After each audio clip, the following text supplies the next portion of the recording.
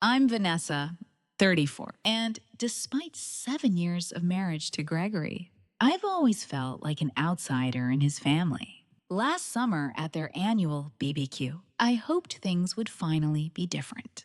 Amanda made sure they weren't. It happened over brisket and laughter. I was halfway through a sentence about a new branding project I'd just completed, one I'd worked on for 6 months, when Amanda cut me off. She smiled like she always did when about to weaponize a moment, then tilted her head and said it. If you disappeared tomorrow, no one would even notice. A beat of silence, then laughter. First, a snort from Michael, then Patricia's titter behind her wine glass. Richard chuckled, deeply entertained. But it was Gregory's laugh, easy and unthinking, that hit hardest. He didn't even glance at me, just lifted his beer, as if I weren't there. It felt like being skinned alive in slow motion, and yet, no one noticed I was bleeding. I didn't flinch. I couldn't give them that. Instead, I raised my hot dog in a mock toast, locked eyes with Amanda, and said clearly, "Challenge accepted." The smile on her face flickered, just for a second. By the time Richard stood up to unveil his latest imported smoker, I was already gone. Not physically, not yet, but something inside me detached, like a gear finally breaking free after grinding too long. The afternoon dragged. People mingled. Patricia floated around with performative grace. Charlotte laughed too loudly at Amanda's stories. Gregory disappeared into circles of business associates and college friends. I was left standing in their polished world like a shadow clinging to the edge of a photograph. My shortcake sat in the pantry, untouched at one point. I watched a server carry Amanda's tiramisu to the dessert table like it was a centerpiece. No one asked where mine was. The quiet was loud in my head. 7 years of passive cuts, of trying to translate my language of love into theirs, of becoming smaller to make space. I remembered Patricia's condolence card after my miscarriage.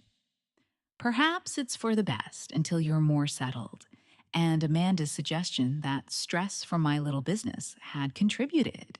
The layers of dismissal had never stopped accumulating. I held onto a false belief that effort would eventually equal belonging. That one day, someone in that family would finally look at me and see a person, not a role, that I could become enough for them to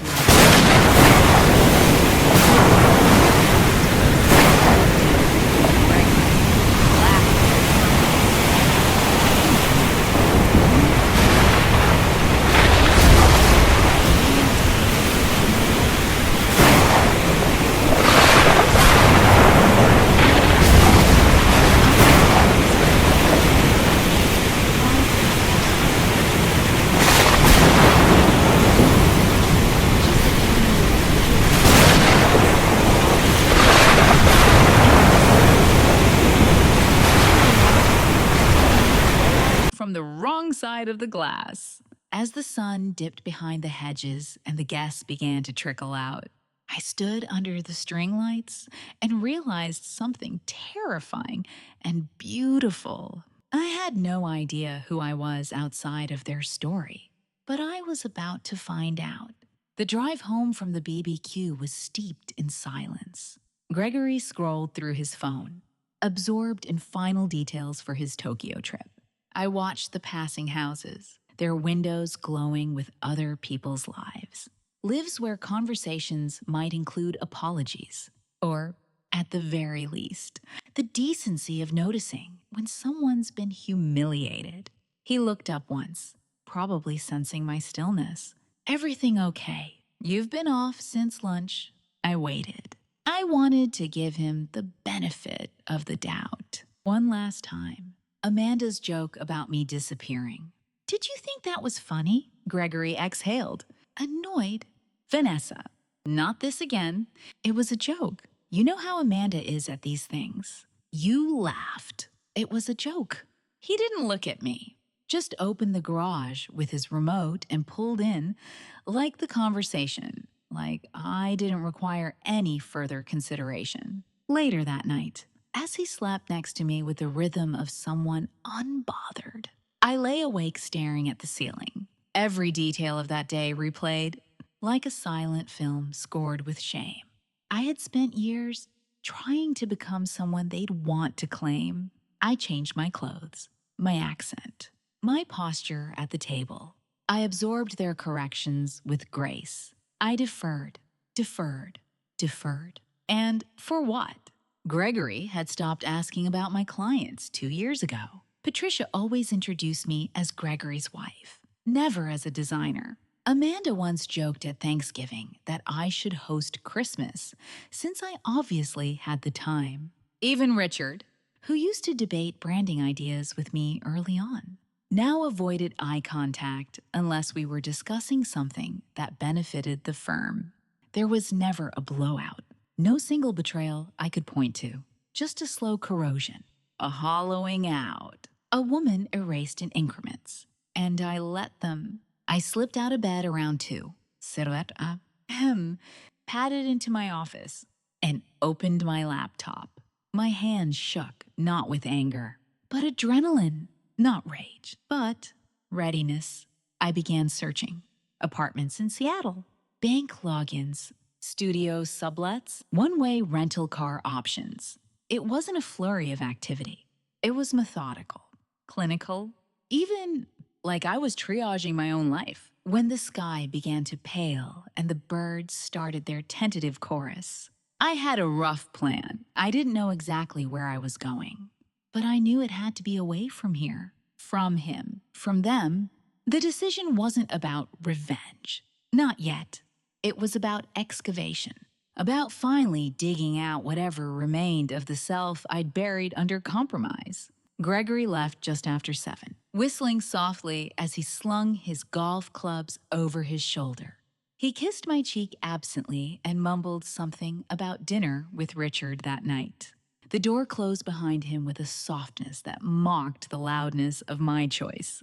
I sat at the kitchen table for a while after he left, staring at the same fruit bowl Amanda once called so quaint. Then I stood up, opened my calendar, and cleared every appointment for the next 3 days. It was time to vanish, but not quietly. The first person I called was Jessica. She was the only friend who had stayed in regular contact. Even after I'd slowly stopped replying to texts and declined invitations, I'd always had an excuse: Gregory's work dinners, family functions, fatigue. But she saw through it. She knew I was fading. "I need a massive favor," I said when she picked up. Her answer came before I finished the sentence. "I'm on my way." 2 hours later, she stood in my foyer with coffee, reusable totes, and a face full of concern. "You sure about this?" I nodded. I've never been more sure of anything. We got to work, moving like women on a mission. I wasn't just packing a car. I was packing a life, the real one. The one I'd tucked behind decorative pillows and wine pairings and social niceties. We focused on essentials: documents, my laptop, a few favorite books, client files, the framed photo of my mother and me, clothes I actually liked, not just the ones that earned polite smiles at Caldwell dinners. Jessica carefully packed the tools of my trade: my sketch pads, stylus, tablet, and the external drive where all my original work lived. Hidden like contraband, everything else replaceable. As we wrapped dishes in dish towels and folded my grandmother's quilt into a box, Jessica asked the question I'd been avoiding: "Are you leaving him, or just leaving?" I paused, taping a box shut. "I don't know. I just know I can't stay. Not like this." She didn't press, just nodded, eyes soft.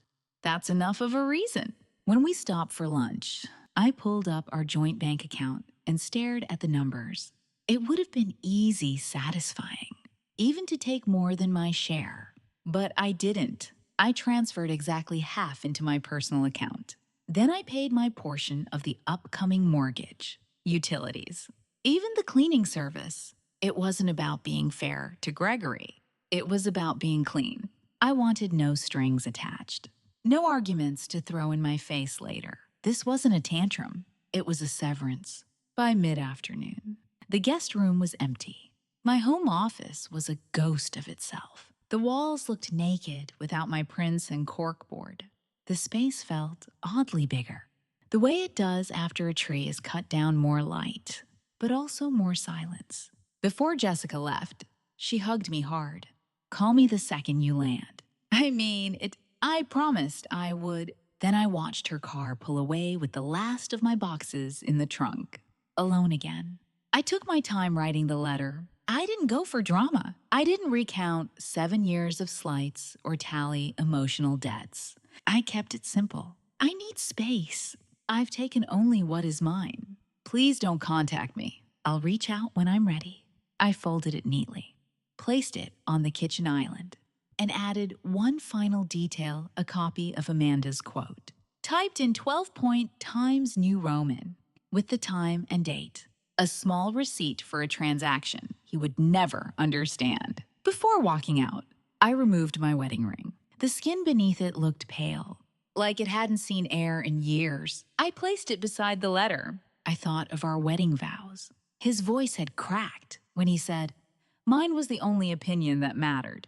How quietly that promise had died. I looked around the house one last time.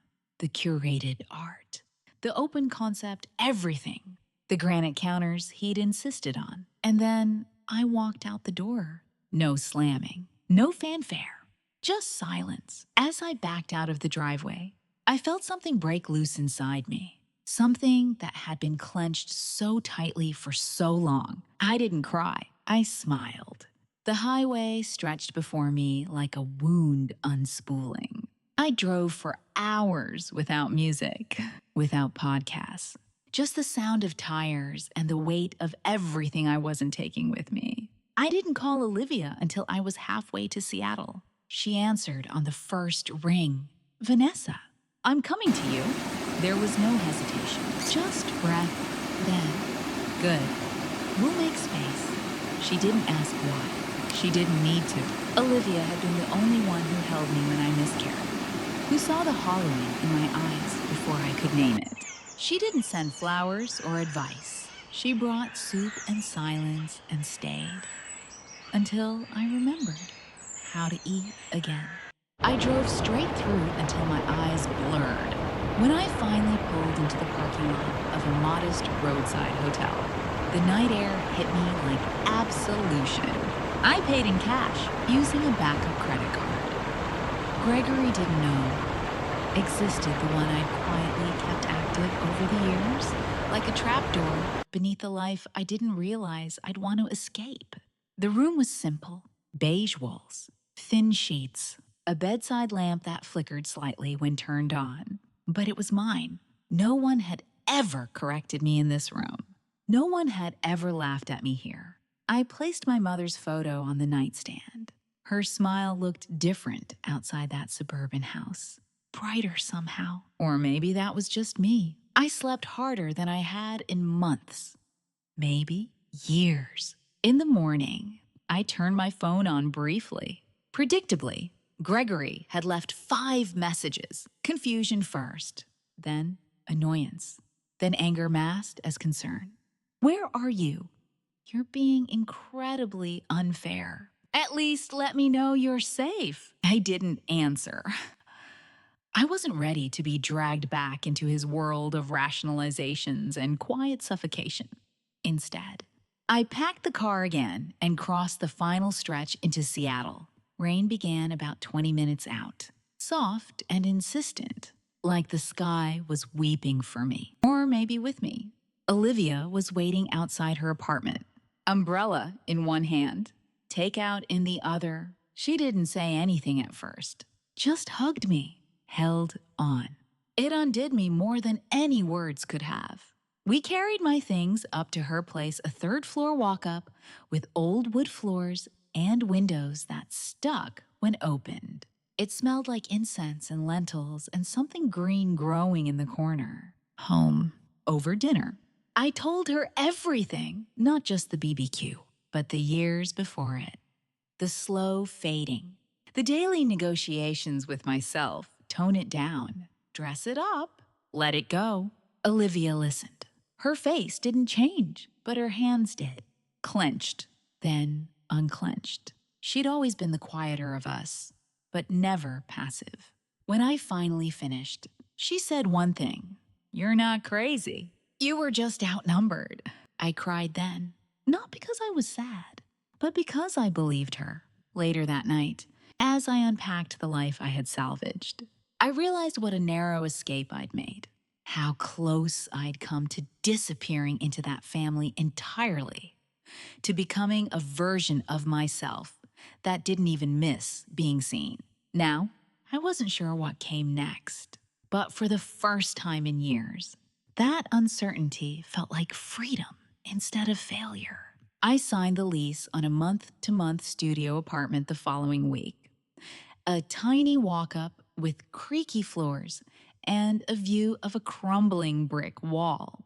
There was no washer-dryer, no central air, and no curated aesthetic, just space. Mean, Olivia helped me move in. We didn't say much as we carried boxes up the narrow stairs, but when she handed me the key, she squeezed my hand once, hard, and whispered, "Don't look back." I didn't plan to. The first few days were a blur of errands and logistics. I opened a new bank account. I filed for a change of address, routing mail through Jessica so Gregory wouldn't track me. I bought a Seattle SIM card and a burner phone, only using the old one to check for emergencies. There were no emergencies, just more messages from Gregory looping through the predictable cycle of concern, then guilt-tripping, then rage disguised as logic. You can't just leave without explanation. My parents are asking questions. This isn't how adults solve problems. None of them said, "I'm sorry." He didn't ask what hurt, just why I dared to hurt him. I turned off the phone permanently. My studio smelled faintly of dust and leftover jasmine incense from the last tenant. The radiator groaned like an old man in the evenings. I bought a futon, a small desk, a kettle. I hung a string of lights and pinned up my old sketches, the ones I hadn't shown anyone since before I married Gregory. They weren't impressive, but they were mine. They were the language I'd stopped speaking to make room for theirs. Reclaiming my design work felt like waking up a limb that had fallen asleep, all tingles and aches. I updated my portfolio, scrubbing every trace of Caldwell-affiliated clients. I didn't want my work propped up by Richard's referrals or Amanda's connections. I wanted clean beginnings, even if they were modest. My first freelance gig came from an old college contact who saw my new website. It was small formatting social media banners for a wellness coach, but it paid rent. And more importantly, it made me feel capable again. I spent long hours at my desk, working through the quiet. Sometimes it was peaceful. Other times, it felt like loneliness sharpening itself into a blade. Therapy became a lifeline. Dr. Lewis was patient and unflinching. In our second session, I told her what Amanda had said at the BBQ. "That joke wasn't the cause of your leaving," she said. "It was the match. The gasoline was everything before." That stuck with me. Every time I thought I was overreacting, I returned to that truth. I wasn't crazy. I wasn't fragile. I had just been burning quietly for too long. At night, I lay in bed listening to the rain. It reminded me of when I was a kid before Gregory, before the Caldwells, when Olivia and I would fall asleep to storms outside our shared window and pretend we were safe inside a treehouse. Some nights, the memories stung. Others, they soothed. One evening, I caught my reflection in the window, the same face, but less polished, more real. I whispered out loud, "You're still in there?" I wasn't trying to become someone new. I was trying to find the person I used to be, the one who didn't ask permission to be heard. And slowly, quietly, she was coming back. The rain didn't stop for 12 days. It was as if the city itself was cleansing me. scrubbing off the years of pretending, rinsing away every syllable of "you should be grateful" that had ever been lobbed in my direction. I walked to the corner cafe each morning, not for the coffee, which was average at best, but for the simple act of being anonymous. Nobody there knew me as Gregory's wife. No one asked where Amanda was or offered passive aggressive praise for my little projects. I was just a woman with a laptop, ordering black coffee and sitting in the window seat. I rebuilt my portfolio piece by piece. The work wasn't glamorous, formatting ebooks for self-published authors, creating templates for Etsy sellers, but I felt proud of every file I delivered. Each client review, each invoice paid was evidence I could exist without them. Still, there were days when doubt crept in like mold. Days when I missed the familiarity of Gregory's presence, if not the man himself, his voice in the kitchen, the comfort of shared silence on the couch, even the smell of his cologne on my coats. But I reminded myself, comfort isn't the same as safety. And love that shrinks you isn't love. It's control dressed in a tailored suit. One afternoon, I wandered into a local coffee shop I hadn't been to before. It was tucked beneath a yoga studio, walls covered in mismatched art. Near the register, a massive hand-painted mural caught my eye. Vibrant strokes of teal, ochre, and deep coral swirling in chaotic harmony. "You like it?" the barista asked, noticing me staring. "It's beautiful."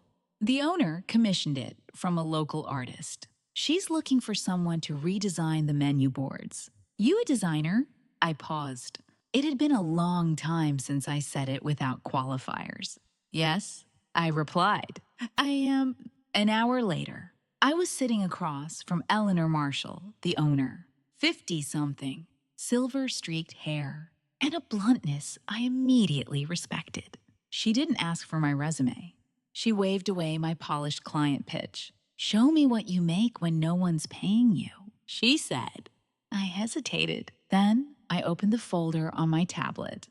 I never showed anyone filled with messy, personal work, hand-lettered quotes, experimental logos, abstract digital collages I'd done during sleepless nights. She studied them for a long time, zooming in, asking no questions. Finally, she looked up. "You've been hiding." I had to. "No," she said. "You chose to, probably for good reasons, but now you get to choose again." She offered me the menu board redesign. Nothing huge, just chalk-style layouts and print signage. But there was one condition. Every week, you bring me something just for you. Something no one paid for. A sketch, a draft, a mess. I don't care. Just make something. I wanted to cry. Instead, I nodded. That was the beginning of something I didn't have words for yet.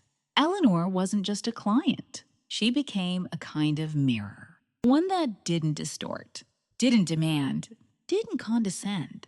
Just reflected who I was, who I could be. If I stopped measuring my worth by the Caldwell rubric of status and perfection, by week 3, she'd introduced me to 2 other business owners in her circle. By week 5, I had a wait list, and still Gregory's voice stayed silent. His last message had ended with a single line. "Fine.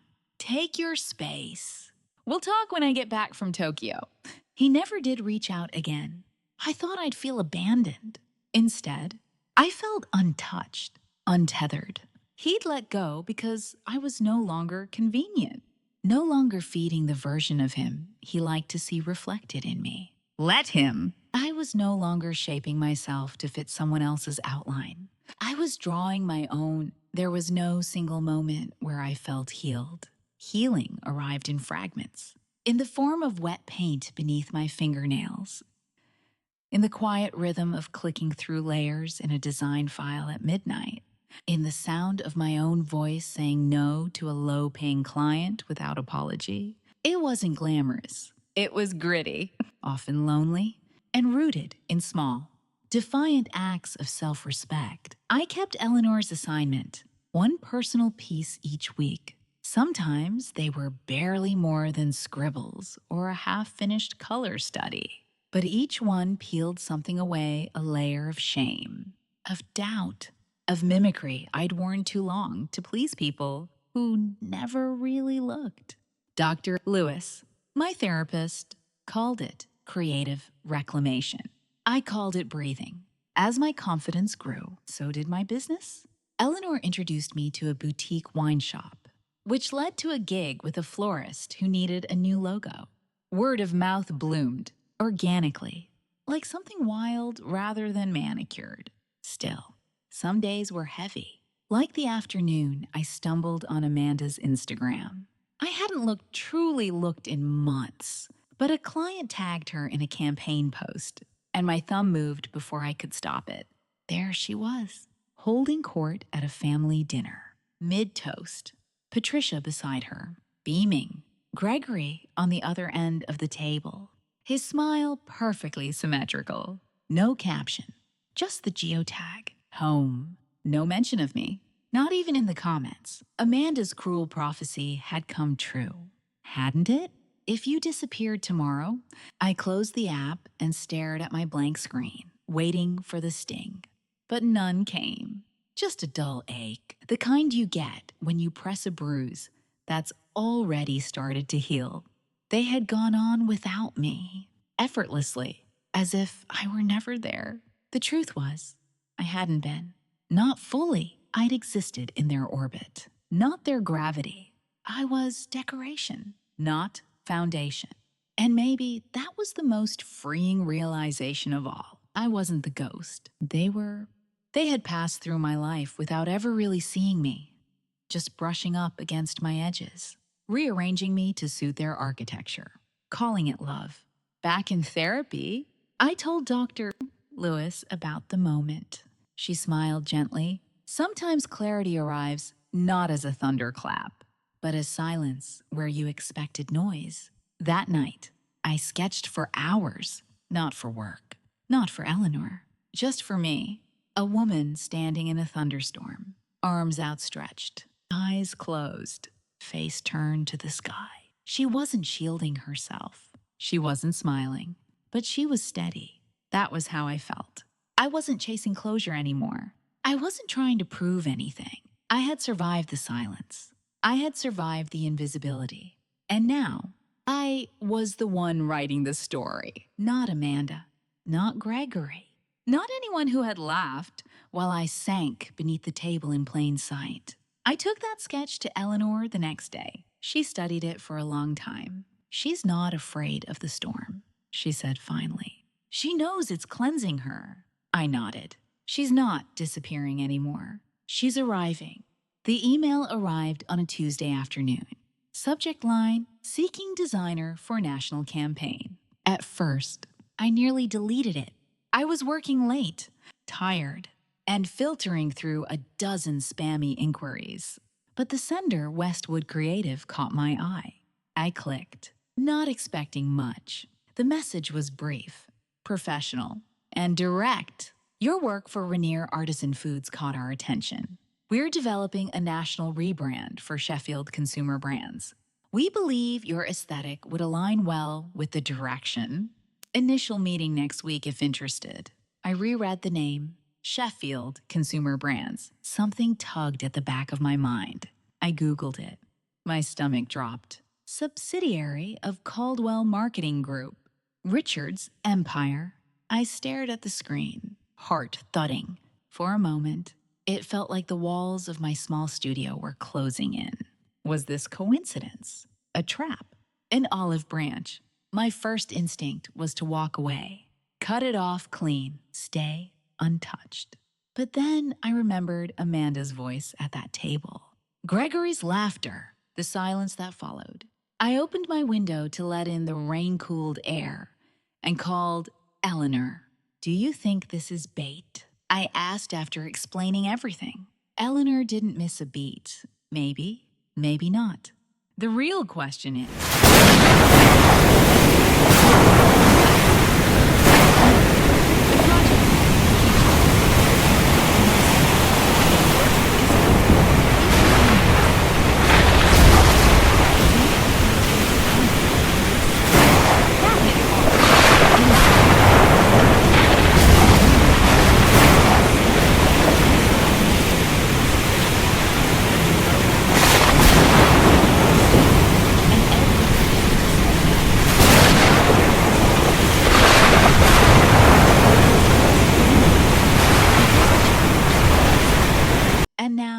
was time to meet it, not with vengeance, but with clarity. I replied the next morning, agreed to a virtual meeting, kept my tone professional, detached, but not cold. The creative director, Thomas, greeted me via Zoom, middle-aged, sharp-eyed, with the air of someone who valued results over resumes. We spoke for 40 minutes, discussed scope, deliverables, timelines. He never once mentioned the Caldwells. It was a real job, a real offer, substantial budget, full creative control. I said yes. The first few weeks were smooth, exciting, even. I drafted concepts, refined mood boards, ran test packaging with small focus groups. Thomas looped me in on strategy calls, CC'd me on every major milestone, and no one from the Caldwell side ever reached out until the press release. Sheffield Consumer Brands to debut full rebrand at the West Coast Marketing Innovation Gala. The gala, the Caldwell's natural habitat. I sat back in my chair, breath-catching. I could already see it, the champagne, the applause. Amanda in something unforgivably expensive.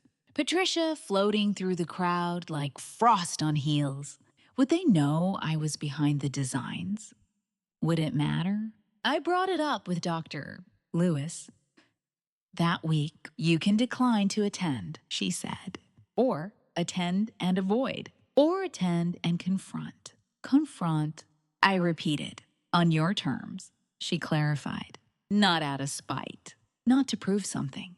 Just to see if the person who left is the same person who walks back in. I didn't answer right away. But that night, I stood in front of my mirror and looked at myself. The new haircut, the steadier eyes.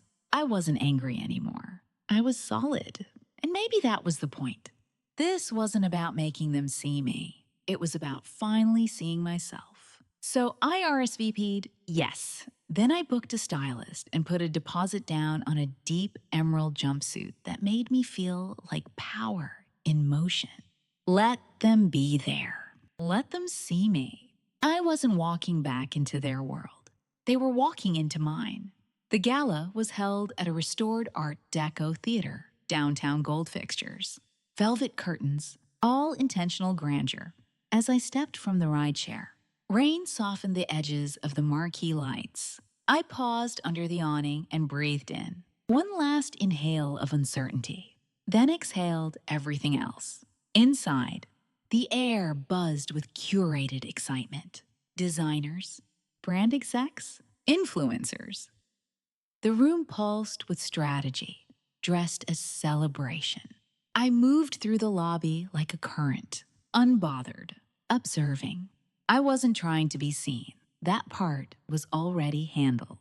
Thomas found me within minutes, handing me a glass of sparkling water, and immediately pulling me into a cluster of investors and marketing heads. He introduced me without flourish, just fact. This is Vanessa. She led the Sheffield rebrand. No mention of Gregory, or Amanda, or Richard.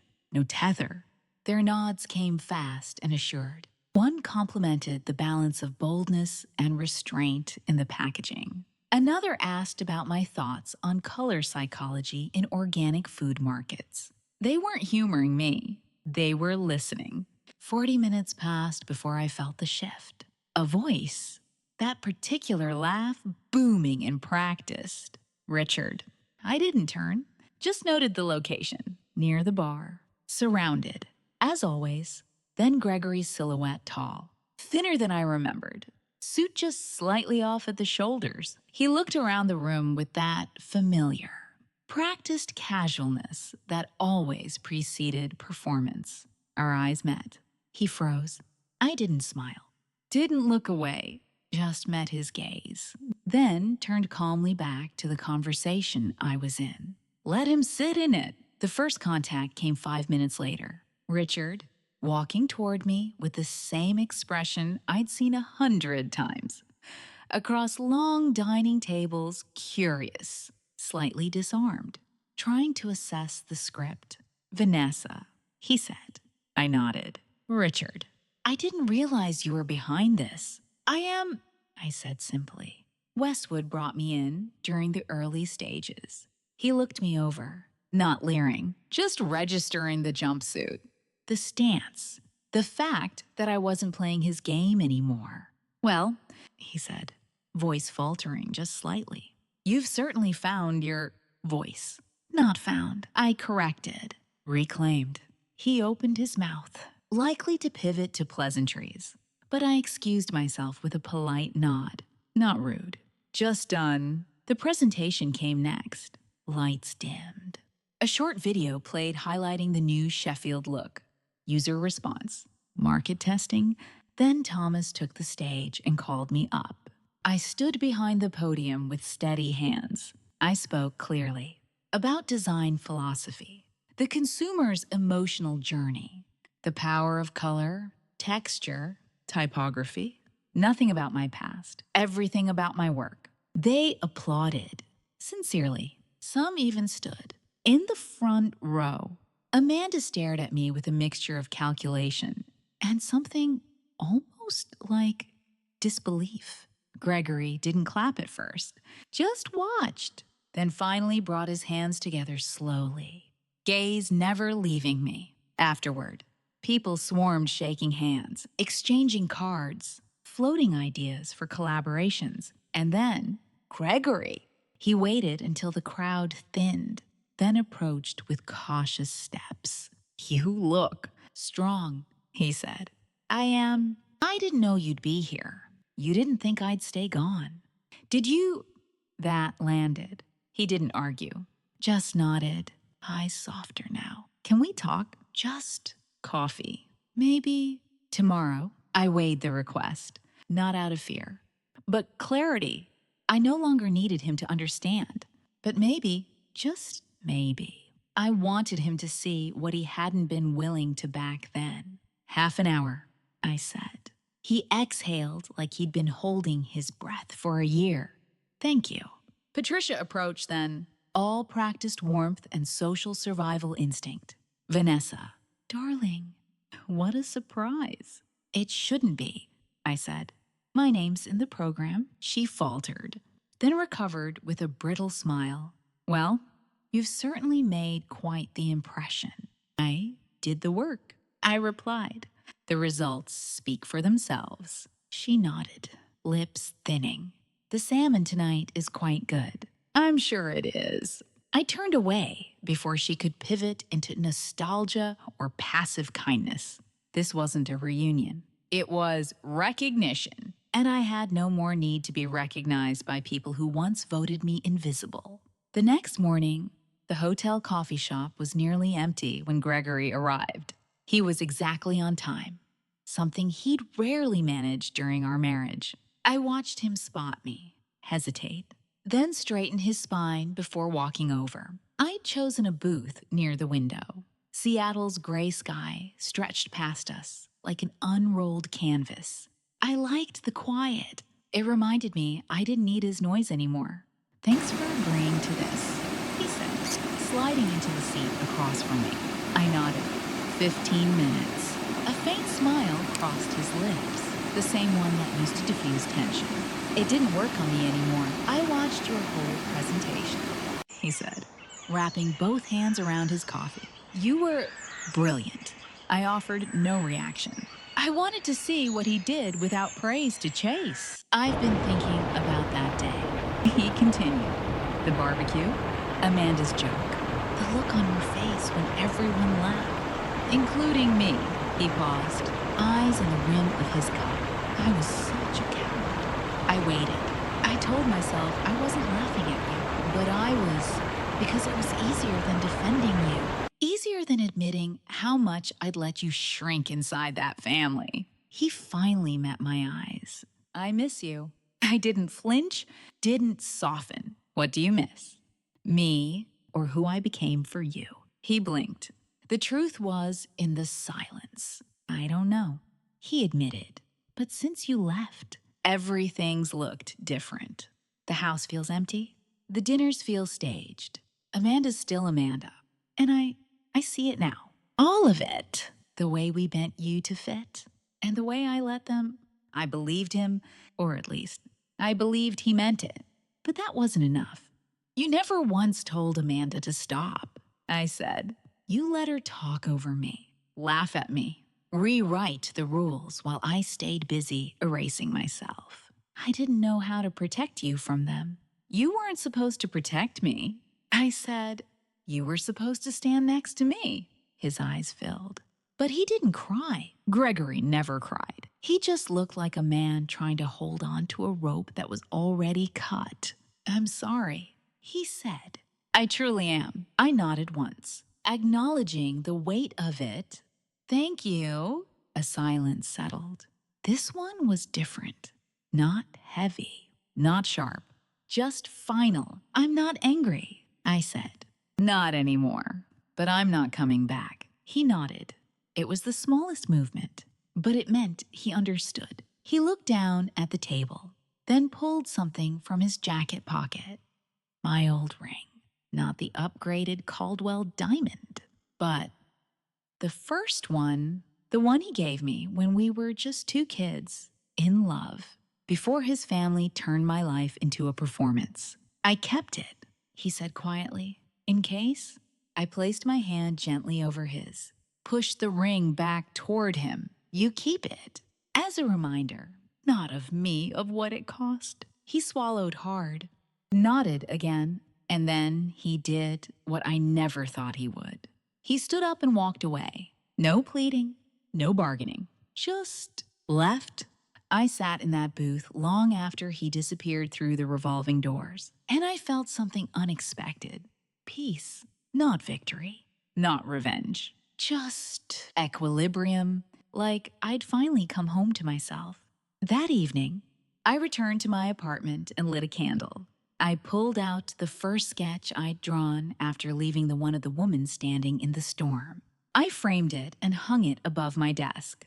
A year ago, Amanda had said if I disappeared, no one would notice. She was half right. The Caldwells hadn't noticed. But I had noticed the absence of my own voice. I had noticed the outline of the life I was supposed to live, growing thinner and more brittle by the day. I didn't disappear. I reappeared in color, in defiance, in full. 1 week later, the Sheffield campaign launched nationwide. My name was in the byline, not hidden, not footnoted. My phone buzzed with offers, interviews, collaborations. A creative director in Chicago wanted to fly me out. A lifestyle magazine requested a feature. Eleanor raised her mug and toasted from behind the counter. And I stayed grounded, rooted in this life I had drawn for myself. Not perfect, but mine. The final irony. Amanda sent an email. Just one line. Your work was good. I underestimated you. I didn't reply. There was no need. Some silences are earned.